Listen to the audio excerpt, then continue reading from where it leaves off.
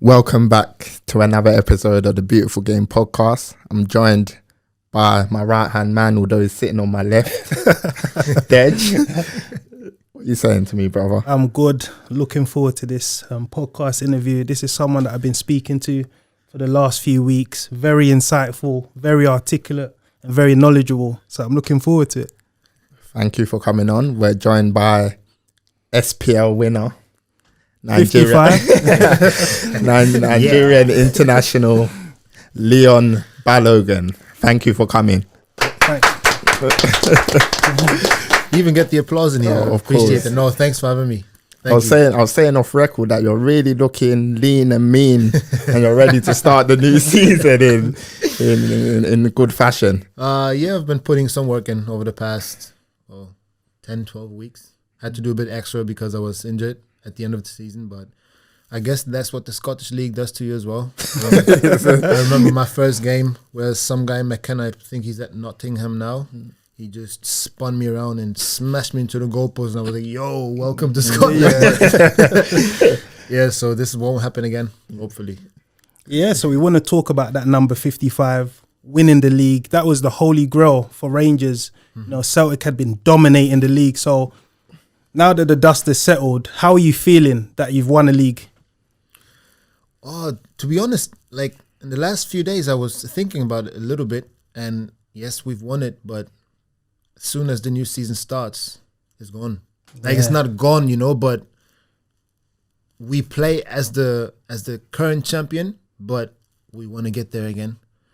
So we've all been saying that we're just getting started now, and I can already tell about myself that I'm thinking, okay, as soon as we start the new season, I can't talk about 55 anymore because we have to go for 56 now. And that's also what is expected, I think. So I think there comes loads of pressure, but I think we have a team, a really good and high quality team in all aspects, managers, the staff, backroom staff, players, where you can just back it up and everybody will be on the same page, I think. How difficult was it to stay focused as a team? Because you guys, you know, started off the season in terrific fashion, creating a big gap, you know, earlier on in the season. So how did you guys just maintain the focus? What was Steven Gerrard doing behind the scenes? I mean, I just joined for that really, really glorious, successful year. So I think they really learned from their mistakes in the past. And I think that's what makes a champion, you know. You don't dwell on your mistakes, you learn from them. And that's what they did. And they made sure that everybody just gets that into their DNA, even, I would say. So, I don't know, it didn't even feel so hard to focus. It was just more like, okay, you know what? We take it game by game and make sure we are the best version of ourselves in every game. That's what he kept telling us. You have to be the best version today. And I think it helps that he's a legend himself. But also the way he treats his players. It's not just him. It's like you mentioned Mick Beale, who was the guest here before. Yeah. He does an amazing job. We have TC, Gary McAllister. They all do their parts, you know, in the way they treat you as a player, as a human being, first and foremost. That's what I think they really do understand. They understand how to manage their players. And I think that's what, I wouldn't say that made it easy for us, but it made it easier, definitely, because especially the manager, Steven Gerrard, is just like, sometimes it feels like he's just a pal, you know, one of your teammates, and he has the banter with you and all of that, but he just knows how to switch. He didn't even have to scream at us.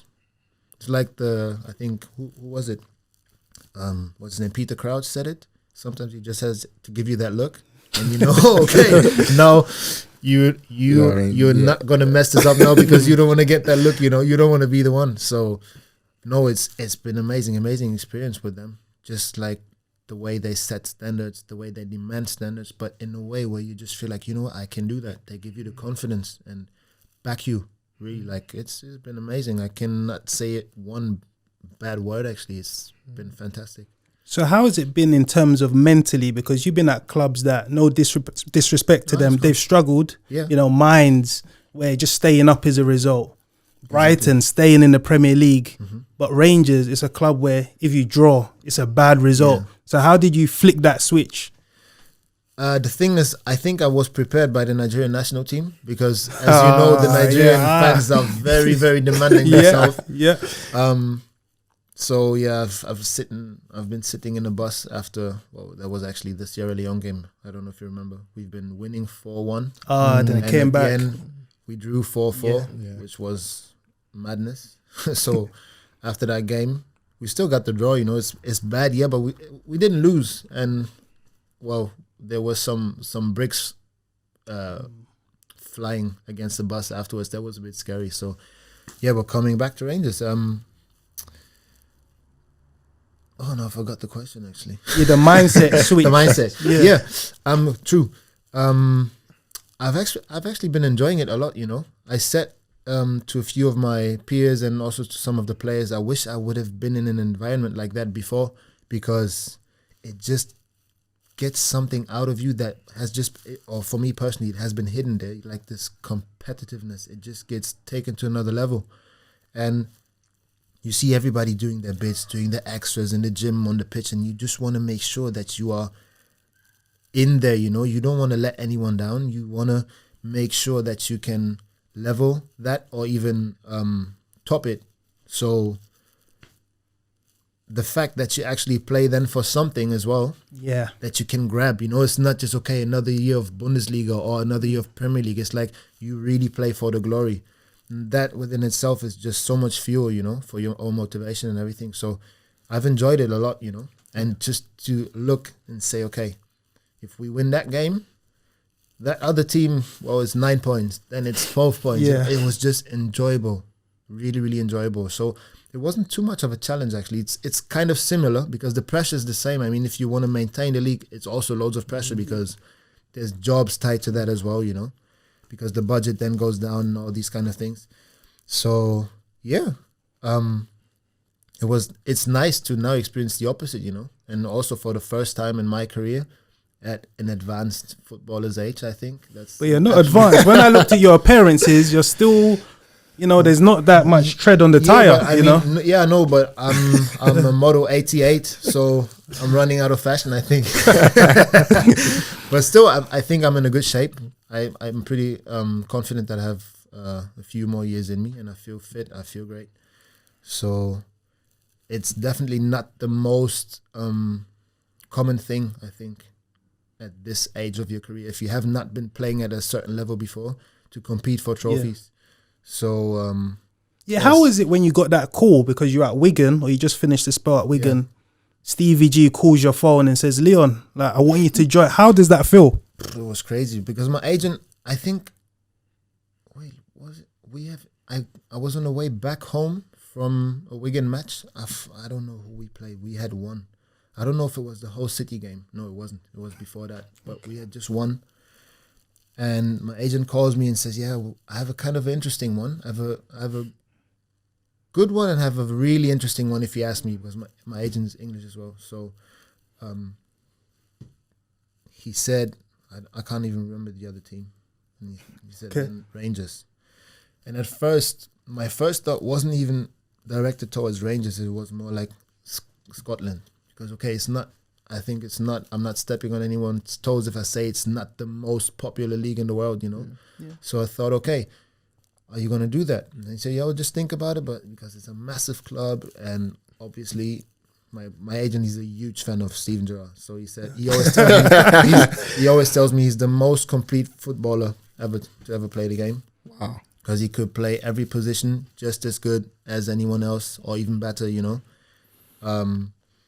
So he loves him, clearly. And I thought about it and then slept a night over it. And I was like, wow. And then I just realized, wait, Rangers. Like, I have this little story about it as well with my very good friend, my childhood friend.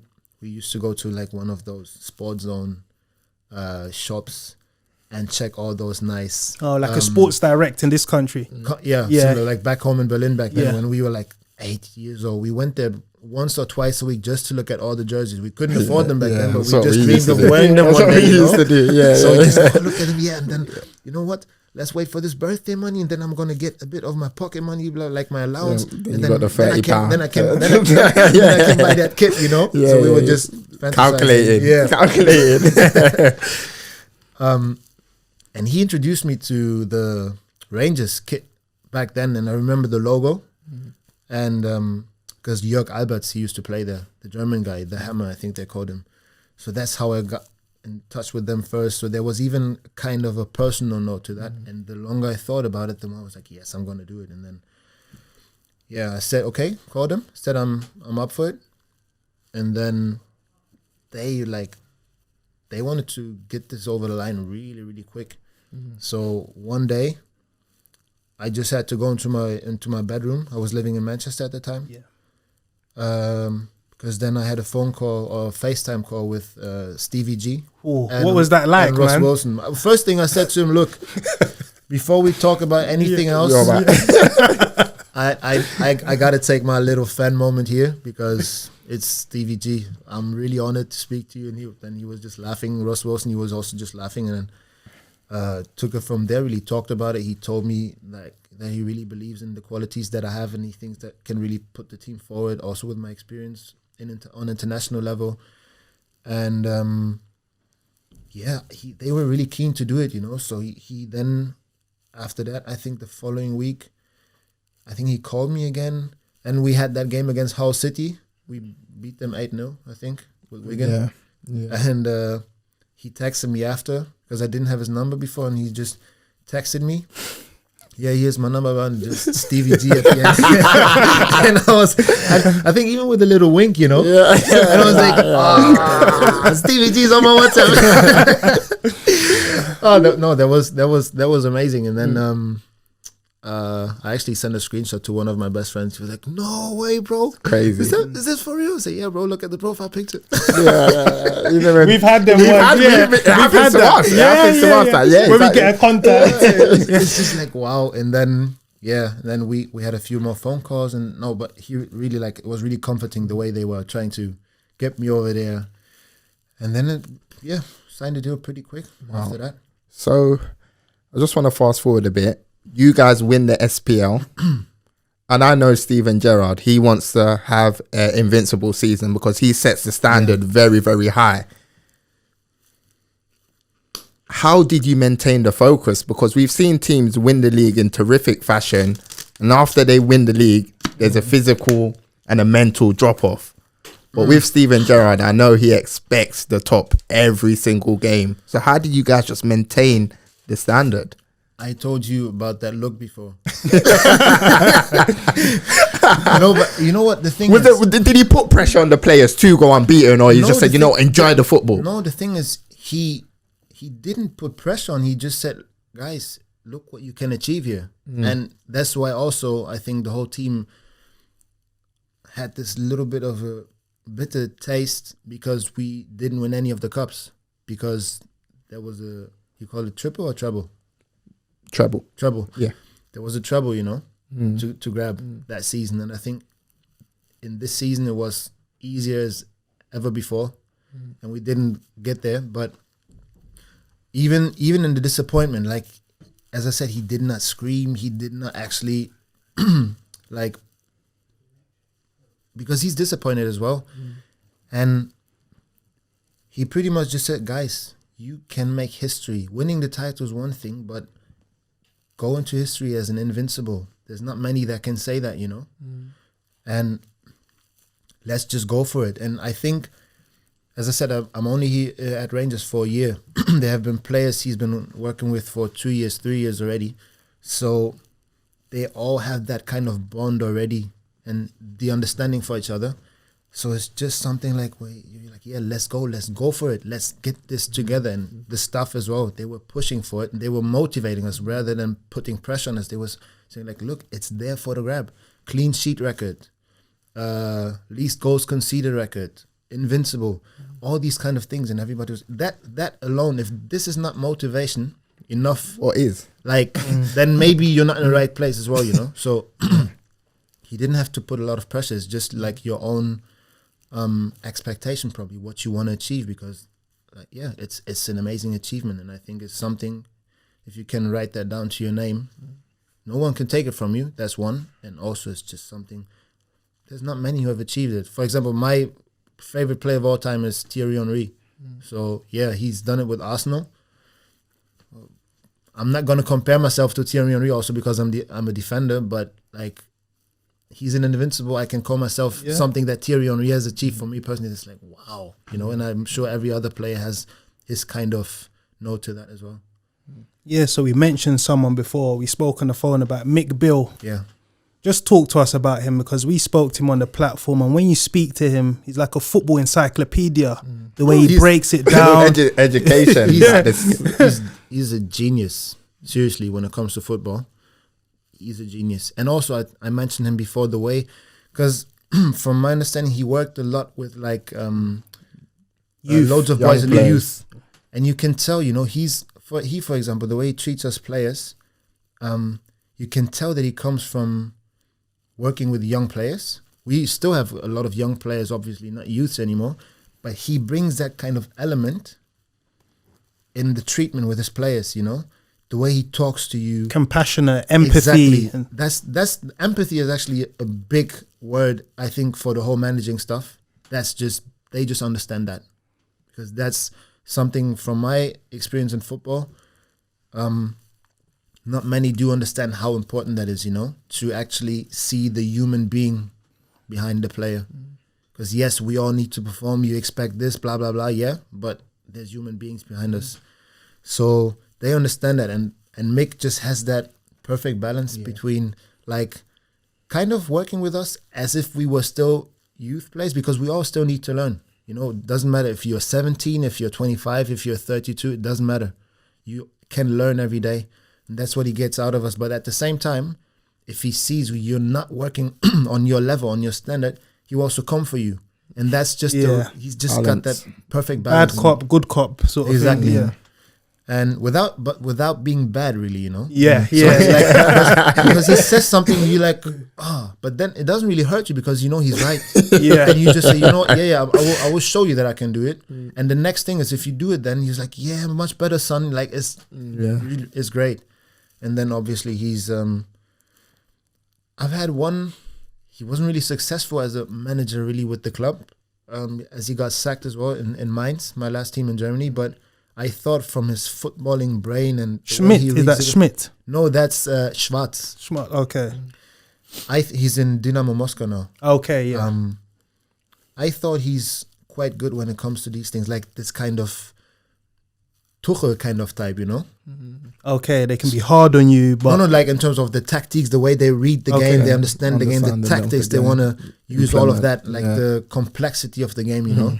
Like, I mean, you have Guardiola, you have Tuchel, those kind of managers, Nagelsmann, who's going to Bayern, and I think Mick Beale is probably this kind of manager, because the way he thinks, breathes, lives football is... Sometimes, I'm not going to lie, when he does his tactics, I understand it, but sometimes it's so quick. I'm like, it's like, whoa, wait a second. I have to go through it again and then really deep it and understand it. But no, it's just the way it's so, I think, is the word quick-witted? Yeah, quick-witted, yeah. It's fascinating, really. So what do you see him going into management eventually? I hope he stays with us, huh? Because I don't want to play against him. While I do, I don't want to play against him. No, but he's definitely. I think, as I said, they're complementing each other very well, and I think. So, what's the dynamic in terms of how it is on the training pitch? Like, how are the roles between Stevie G and Mick Beale and Gary Macker as well? I think Stevie G and Mick Beale are probably the driving forces most of the time. It's them. Also, we have tactical walkthroughs. It's those two.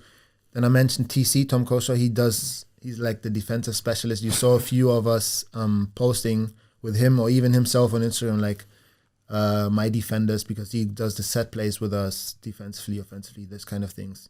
Defensive drills. Gary Macker, if you would like to say so, is a bit more for the offensive guys. So you have someone for every department, kind of. And that's what I said. Like the chemistry and the balance between those four is perfect. Like I wouldn't even, if I were them, I would not change anything about it because it's like it's the winning formula. Here's the Fantastic Four, you can say, kind of. Seriously. I think the final one from me on Rangers is I want to speak about a fellow Nigerian international that plays for Rangers, Joe Aribo. Wow. How good of a player is he? Because when I'm watching, I'm wowed all the time. I know you like to say baller, fam. Baller. He's a baller. Yeah.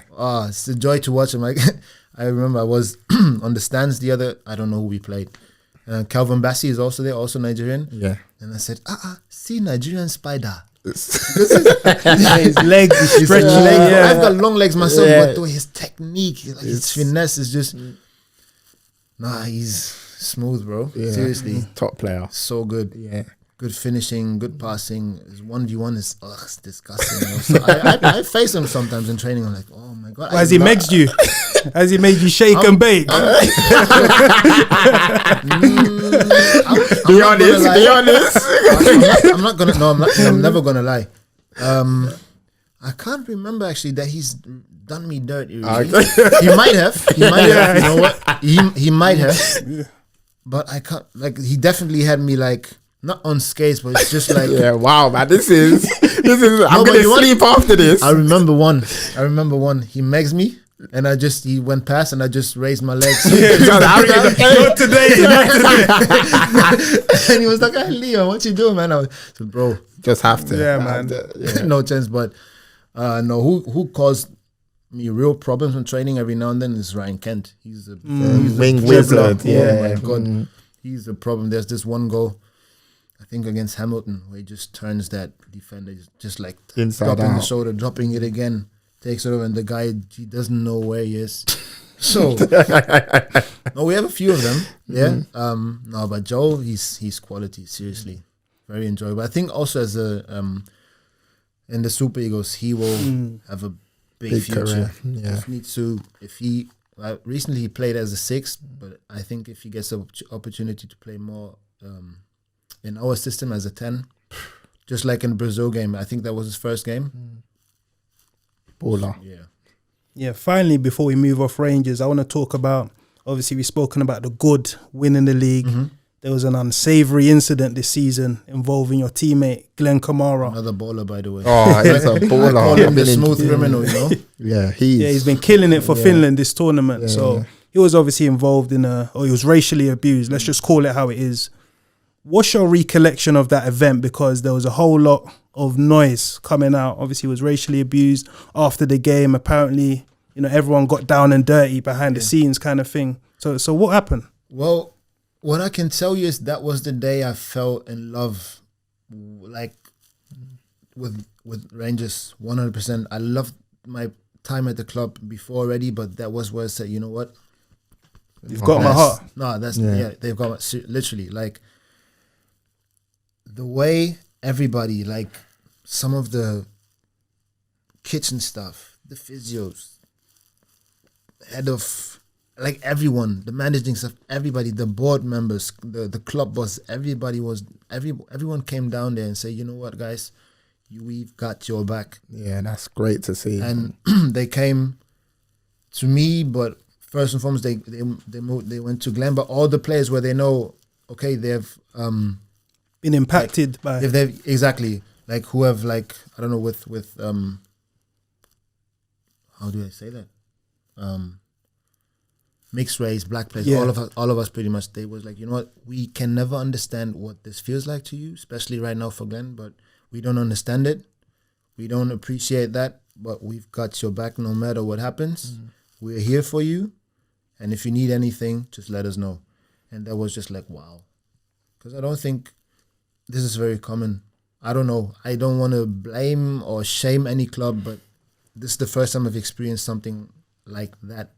For me, when Steven Gerrard came out after the game and said, Glenn Kamara, he's one of my own. He's been racially abused. Yeah. I believe him implicitly. I'm a Liverpool fan and I hold Steven Gerrard like this. Yeah. After that conference, I held him like this. That was true leadership. I had the same thing when I've seen that. because it's just like, wow, because you feel like you have this big figure there, and he says, you know what, no matter what you're gonna throw that boy's way or my team's way, it's not gonna get past me. And that's another thing. You have this. I mentioned the bond before. It's like, I don't know. Maybe I'm alone with this, but I would be surprised. Actually, it's almost sometimes you see him as a friend, kind of like he's a protector, and I think that's how he played, and I think that's how he is as a manager as well. We are his family, and he will do what he has to do to protect us. And I mean, in that case, it was obvious, and the overwhelming thing, which was not visible in the press conference, is that the whole club kind of showed that they showed this kind of support. And that was how they won me over, like, completely. Like, that was just out of this league. No, that's amazing to hear. So we're going to move on to your time at Brighton. I know you played under Chris Hughton and Graham Potter. I want to talk about Graham Potter because he's a man that's always linked or, rumoured to be linked with some of the top jobs in England. Mm-hmm. He's a potential candidate to take over as, the successor to Gareth Southgate when he eventually leaves. His name has been thrown. I didn't hear that. Yeah, he's a player that's always been, a manager that's always been amongst those names. I think some rumours linked him with Tottenham previously. What's your feeling towards Graham Potter? Because from the outside looking in, I think he's a terrific coach when it comes to teaching football. Mm-hmm. He plays football the right way. How was it, working under him? I would agree with you on that level, definitely. You can see his handwriting on the team. Ever since he came, he transformed them, and they did not really bring the results. Some people might probably claim, maybe he doesn't have the right players. I don't think it's the players necessarily. Maybe to a certain extent, I don't know. But I think, like, as a footballing coach, 100%, he's a good manager. Like, I could see that from the start, the way he wants to play football, the way he wants to, like, possession based. That's really nice. Personally, my experience with him has not been the best on a, I don't want to say on a human level, but like connection. Yeah, well, there wasn't really one, I would say. So what do you mean by that? Because we've spoken to players before and they'll say, fantastic on the training pitch, but when it comes to human interaction, sometimes it may be missing. And we saw that with, when we interviewed Yannick Bolasie, like, he's doing all he can on the training pitch, but the hierarchy has said, you know what, you're blacklisted, you're not playing, and that's it. Yeah. I mean, I didn't feel like I got a chance at all. I think it's fair to say that, because I had a conversation before I left the club where I was quite frank with him, I think, without being disrespectful. So, I mean, I came there. I came back from the African Cup of Nations. I came back like 10 days prior to the season, I think.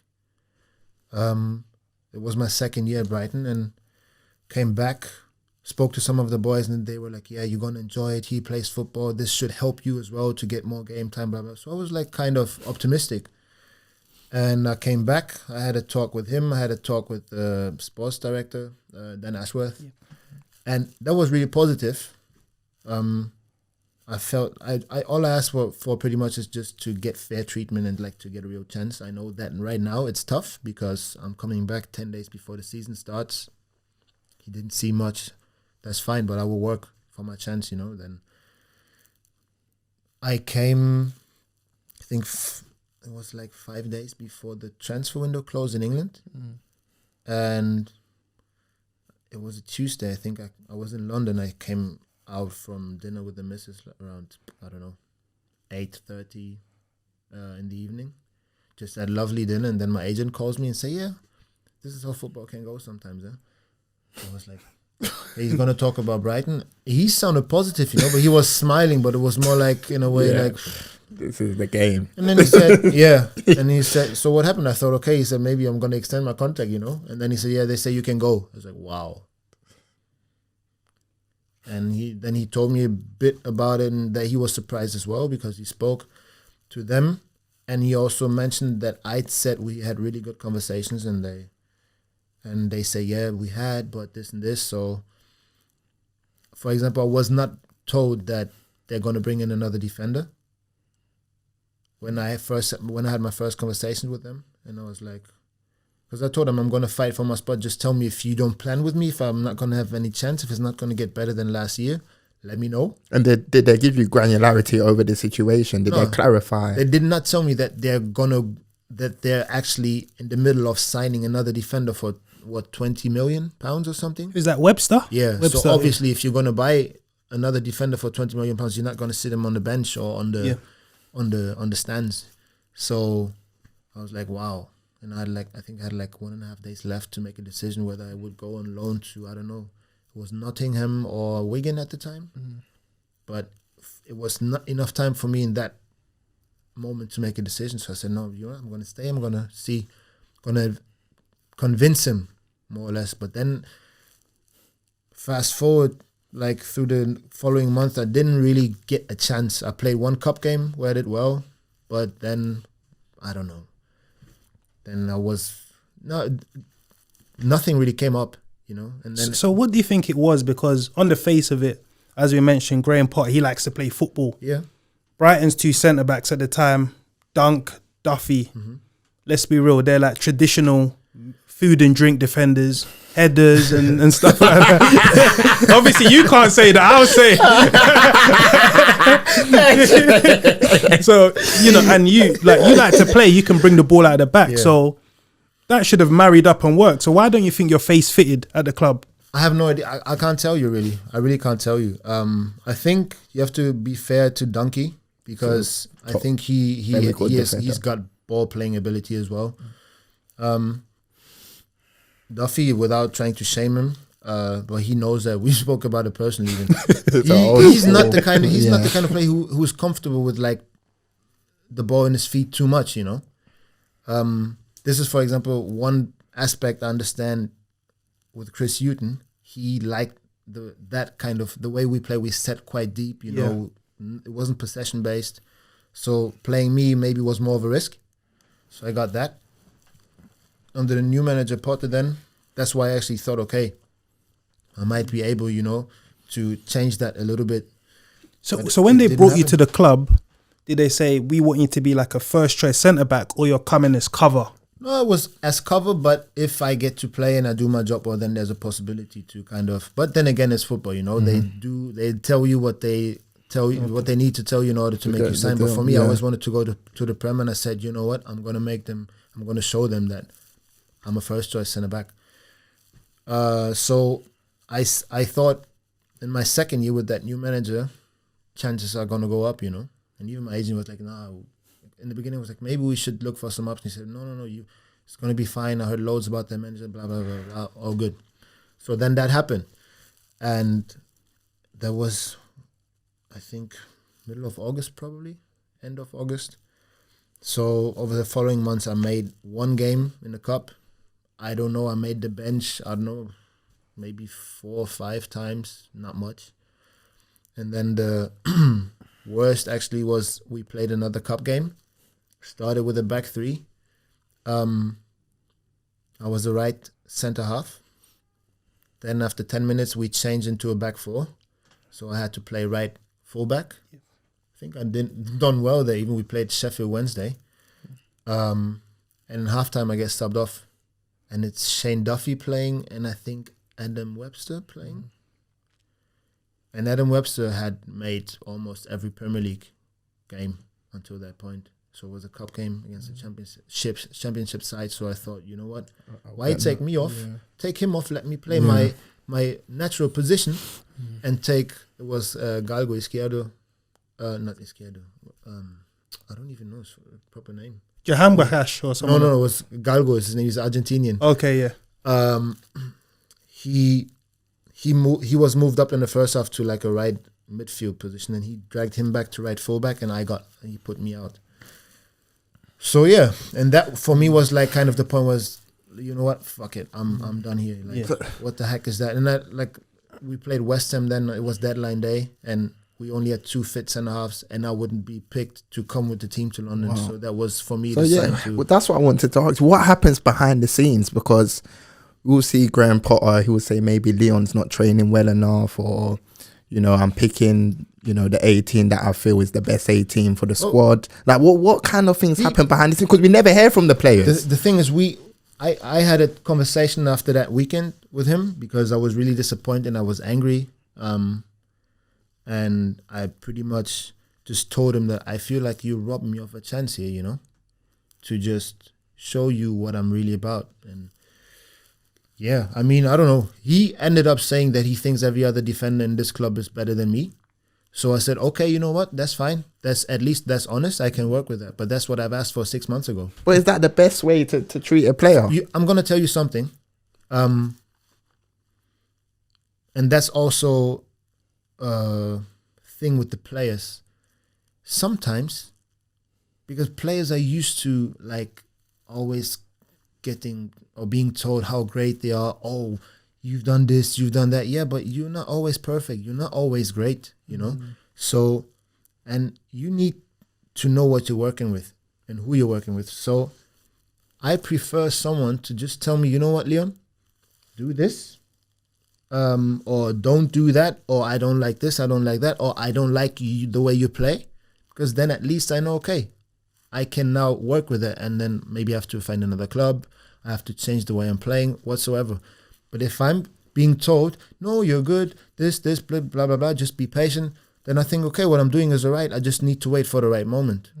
But if this is not the truth, then even if it's ugly, I will never know when my moment is. I won't know that my moment will never come, because maybe the guy just doesn't like the way I play, or he just thinks I'm, well, not good enough. So if you tell me that straight, I prefer that. Just be honest, you know, because then we can all move on.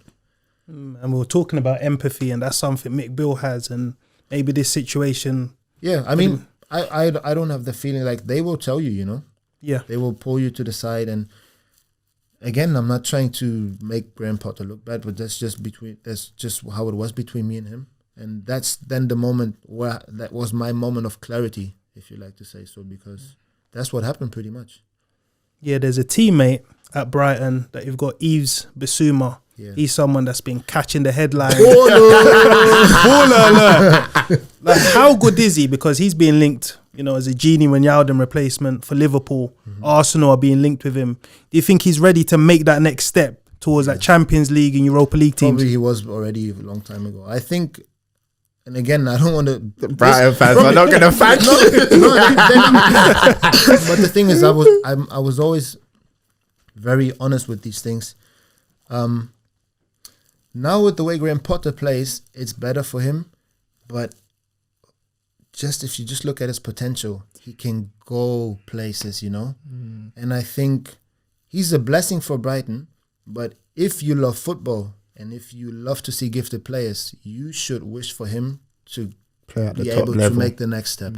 That's what I'm saying, because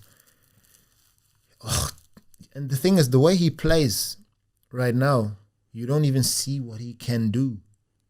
Like, you don't even see everything. He can do so much more. Because the things he did in training sometimes, he didn't even tie his shoelaces. And he had everybody on skates. He's so powerful. What do you classify him as? Is he a defensive midfielder? Is he a centre midfielder? An 8. Yeah. And he grew into the role of a 6, I think, where he played at Brighton. But no, he's more of an attacking midfielder. 100%. I see him as an 8 as well. Yeah. So you think he can add goals to his game as well and making those assists? He scored a few screamers. Yeah. So when he connects, the thing is, look at him, the way he played at Lille, where he came from. Was it? Yeah, I think he came from. Yeah, he came from Lille. If you look the way he played, and I remember when I spoke to him, I said, Leon, I need to play. I want to play. You know. With this French accent, like link up, play, blah, blah. He can go. He's a joy to watch. I've just seen his Instagram story the other day where he's back in Ivory Coast and he just does these flicks, head, shoulder, shoulder. So you're gonna say head, shoulders, knees, and toes. Maybe that's what I thought.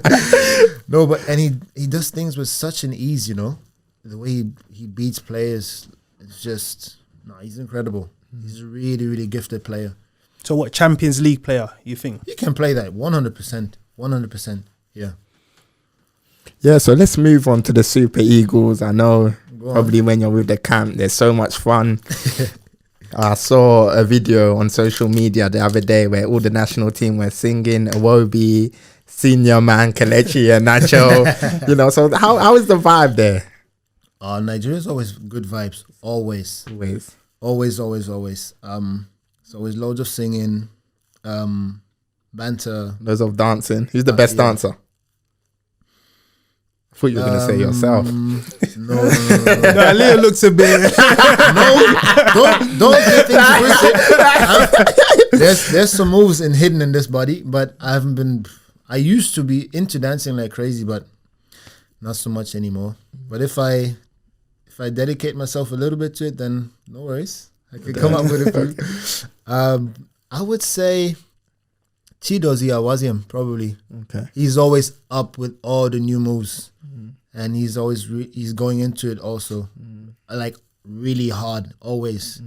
I would say him. Yeah. We had John Ogu before. He's not there currently, but. How was he for the camp? Because I heard that he was brilliant for the Nigeria camp. John Ogu, yeah, because he's like, everybody likes him pretty much, you know, and he's just making sure everybody's like in a good mood, everybody's getting along with each other. But normally, no, the camp is always nice. For me, I must be very honest, because I grew up in Germany. I didn't have too much of Nigerian culture around me, so sometimes there was a bit of a clash. Okay, but between like the London Nigers, because you got Ola, you've got Ali. No, that with them it's perfectly fine, but it's more with the mentality probably of certain things.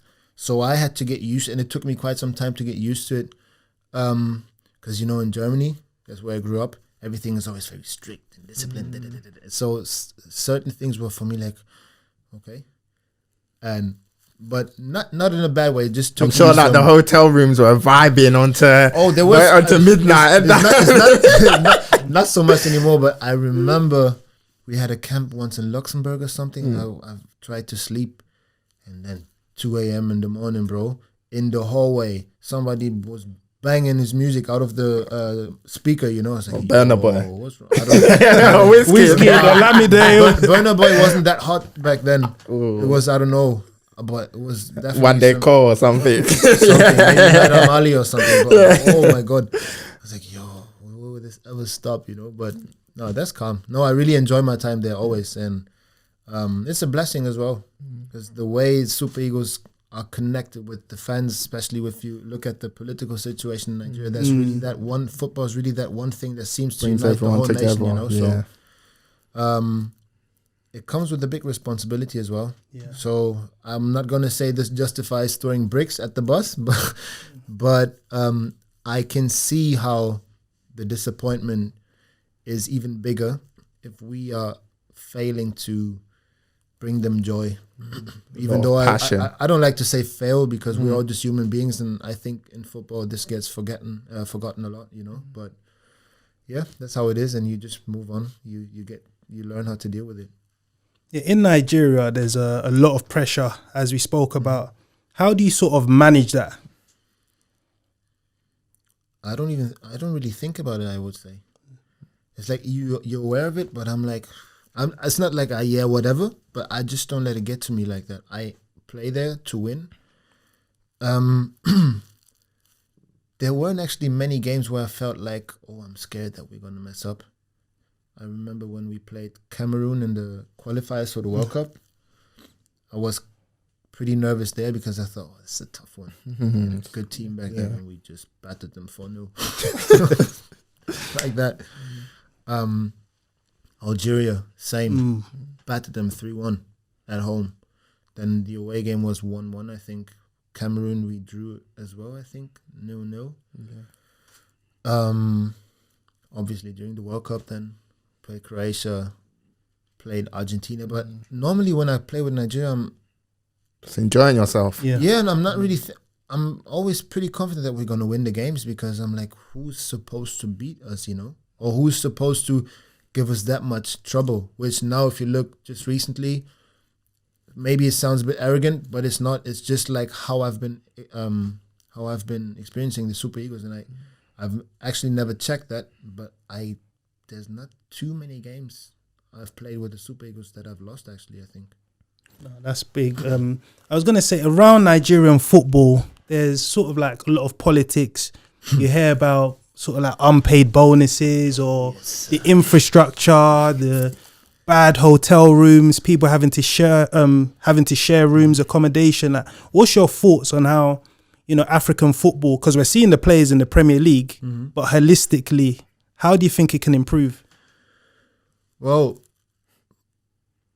I've been hearing, or we get addressed a lot with speeches of all kinds of people, politicians, sponsors, board members, and you hear a lot of them saying, the next Messi can come from Nigeria, we can have the next big star, and I agree with that 100%, but in order to get there, we need to build a base for that. And this starts probably on academy level, even though I don't feel like I'm qualified to speak about that because I did not grow up there. I'm not really familiar with the situation over there. It's just hearsay or things that I'm being told. And I can only compare it to what I know. So obviously there's a big difference between the academies probably in Nigeria and Germany and Nigeria and the UK. So, okay, we cannot dismiss the fact that there are different standards and different circumstances given. But I think that's what you need to work on to build for the future. And, well, if you see that the way the accommodation and all these kind of things, how these, if you compare that, I have a friend who used to play for Ghana. I played with players that play for Ivory Coast. You hear things, you know, you see things on Instagram, and you see how they travel. You see how we travel, and it's just like if you try to save money on those basic things, you know, which is part of the preparation for a game, the way you travel, the way you sleep, the way you eat, all these kind of things. If you try to save money on that, how are you supposed to generate money from some sort of icon in world football, you know, if you don't make sure that you have laid the foundation for him to become an absolute star in your own country? Because Victor Osimhen, for example, he's a big name right now because he made this move to Napoli. First season maybe did not go the way he wanted because he also had like a difficult injury with his shoulder. He still, I think, had a decent season. But everybody's expecting now. And then you hear about other players and they say, why can they not perform in the Super Eagles? Well, we have to be honest. The infrastructure, we are not being provided with the best minerals to do your job. Exactly. It starts with pitches, or it starts with accommodation, but it goes on to pitches and all these kind of things. And as I said, I'm always quite outspoken. I know probably if some people hear that from there, they might come after me, but I don't care because that's just how it is. If you say you want to see the next Messi coming out of Nigeria or the next Cristiano Ronaldo or whatsoever, if you want to see us soar, then you need to make sure that back home in Nigeria, we have the best possibilities. Like why don't we have a base in Nigeria where we meet up, like St. George's Park? Exactly, in England.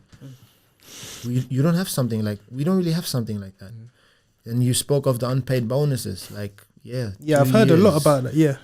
It's like, and I mean, it's no secret even, you know. And then I've read something recently where then people in charge, they contradict themselves. They said things have been paid, then they admit, okay, that they haven't been paid. And it's just like, you know what?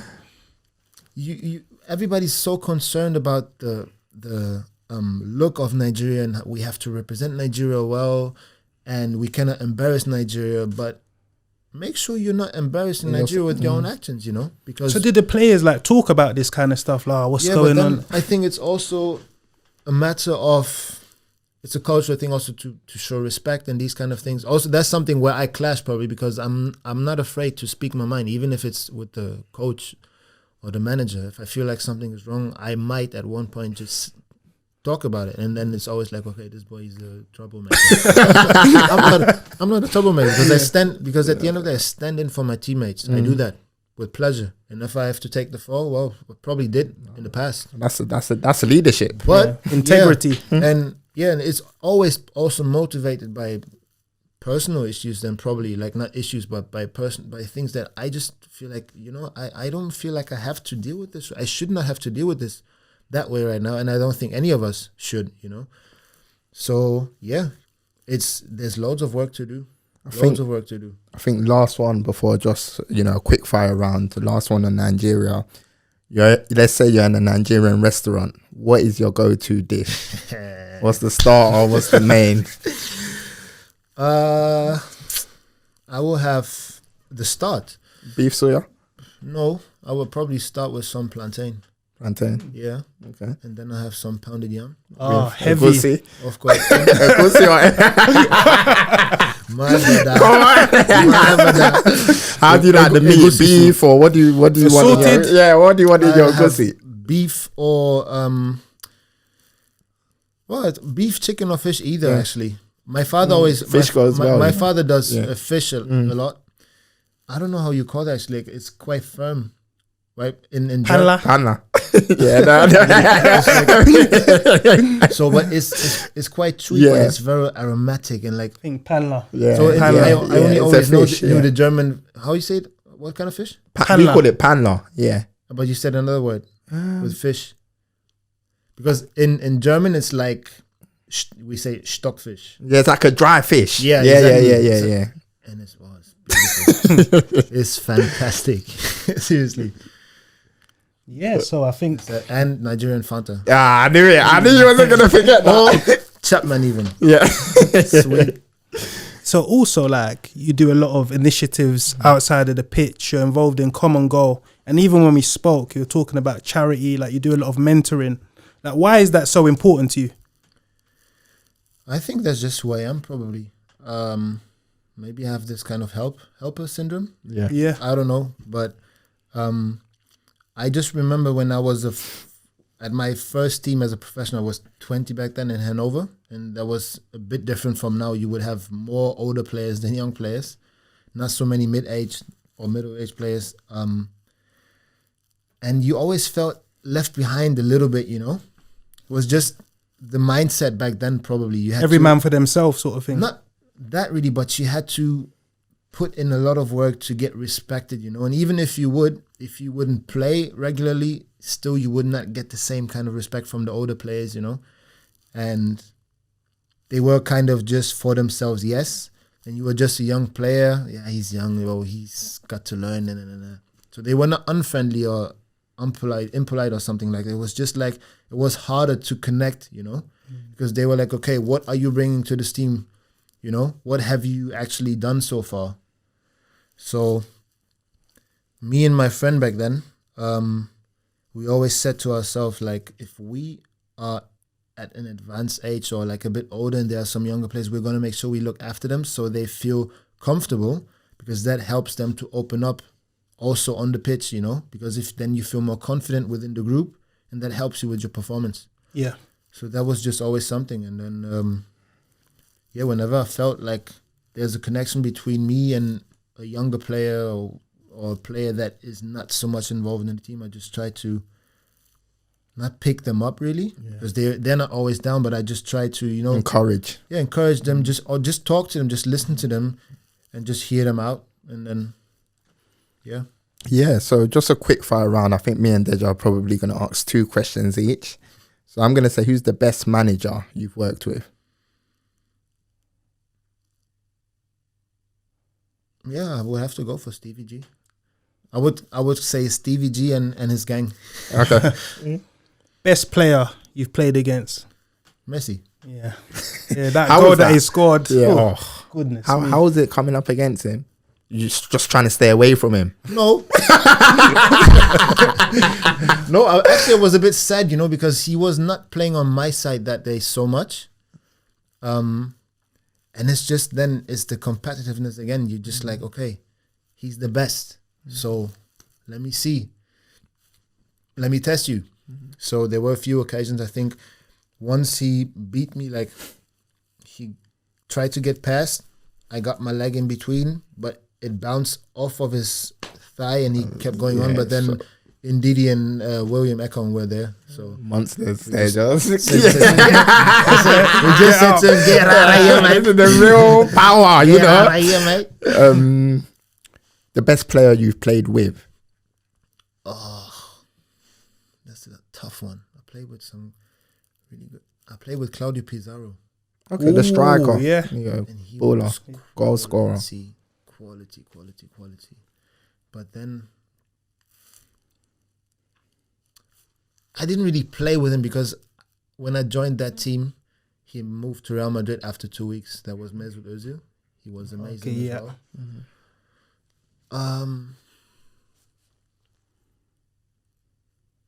Yeah, but Pizarro is always the first one that comes to my mind because, well, not just because he played that long, but also like his quality, his work ethic, everything. There was always, even in training, like he would just do like regular things, but the simple things. But out of nowhere, boom, some touch of genius just came out of nowhere. Like, how did he do that? You know? So, biggest challenge of being a professional footballer? Being away from home and family. Like for me personally, it's 13 years now that I'm not living at home anymore. And this is something I think loads of people, they don't see it. They always see, I don't know, we drive fancy cars, money, all these kind of things that also you need to understand. Not every player who becomes a professional player automatically is like done and dusted, you know. It's just not real. It's just not true. That's an illusion. Yeah. So no, but being away from us 13 years now, and the amounts of celebrations, birthdays, like special occasions I've missed on is massive. And do you have a final message to the Rangers fans ahead of the new season? I hate these things. You